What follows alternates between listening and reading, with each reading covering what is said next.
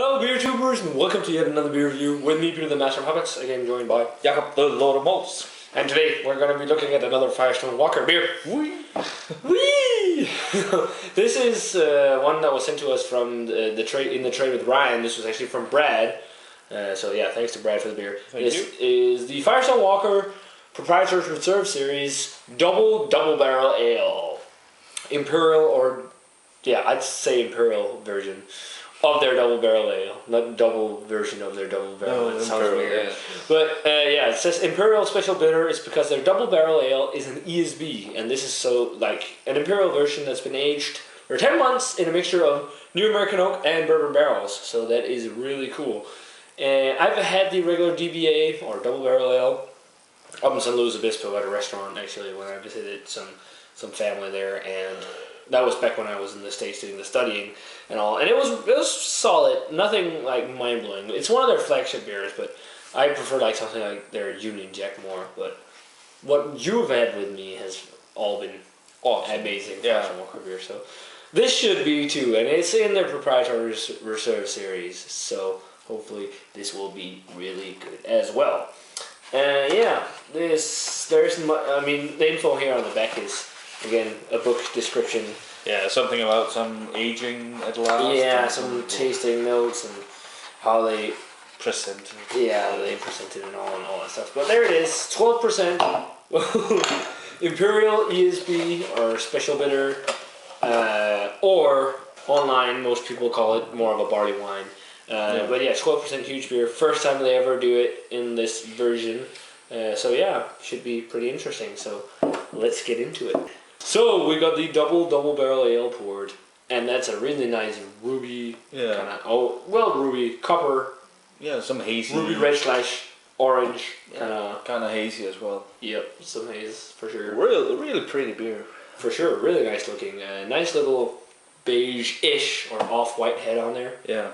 Let's check out the aroma. That smells really interesting. Oh yeah, really interesting. Kind of like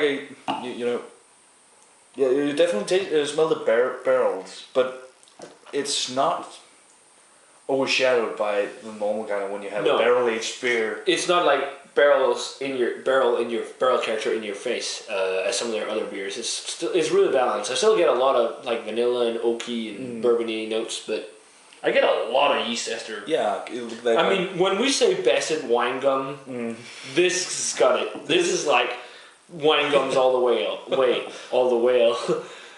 Blackberry notes almost in there too. Some cherry, dark fruits. So fruity. You definitely smell the English yeast going on in kind there. of dark. That intense, dark, fruity aroma. You can definitely. It smells traditionally British, just with that twist of doing barrel aging the American way, and just not being too subtle. Because the more I smell it, the more I pick up on the barrel character, almost like a marzipan aroma in there.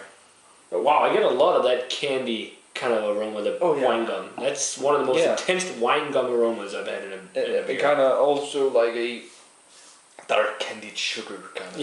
Yeah, a little. It smells pretty darn nice though. But yeah, we'll see. Maybe the flavor is not going to be as good. Cheers.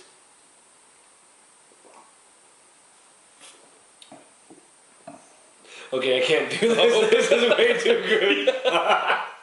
We were going to do some stupid skit, and I was trying to just hold back that this beer was kind of disappointing. Yeah, that is freaking amazing. I couldn't keep from smelling. No. So much wine gum. Yeah. Kind of. But barrel character in the back end of the kind flavor. of just kicks in. It's just insane. Again, this one also has, even though this is not a hoppy beer at all, this does have a tea leaf and kind of earthy flavor almost.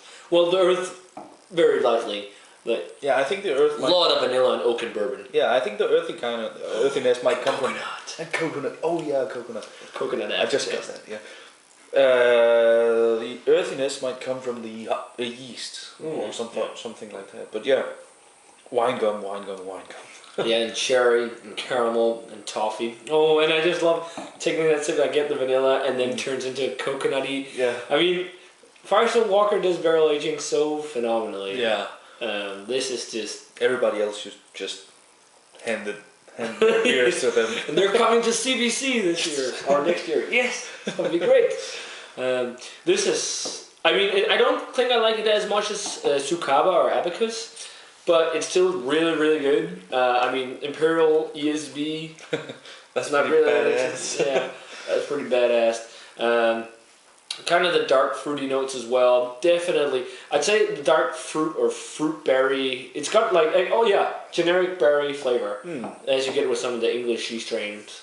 But of like all kind of when I say generic berries, there's two berries I pick up kind of flavors in here. Is blackberry and cherry. Yeah. For 12% alcohol, you don't taste it whatsoever. Not at all. I've tasted British ESBs with lower IBV, Yeah, like 4.6. Oh yeah. Being boozy, and this has no trace of it. Decent amount of toffee and caramel too. I'm picking up. So yeah, guys, this is an amazing beer. I mean, an Imperial ESB or barley wine. Some people probably want to call it because it's kind of like barley wines, but it does have more of an ESB flavor with that yeast ester. But great stuff. I'm going to give this a 97. Another mind blower from Firestone Walker. It's slowly becoming one of my all-time favorite breweries at barrel aging. They do it so well. 97 as well. Great brew. And worth trying out. I love every Firestone Walker I've had so far have been a mind blower. So this is definitely one of my all-time favorite breweries. Definitely get this one, guys. Definitely let us know what you think of this one if you've had it. As always, remember to comment, subscribe, check out the Facebook fan page and Twitter. Thanks a lot to Brad for sending this one out with Ryan's Beer Mail. And we're gonna say cheers. Cheers. We're gonna see you guys in another beer review.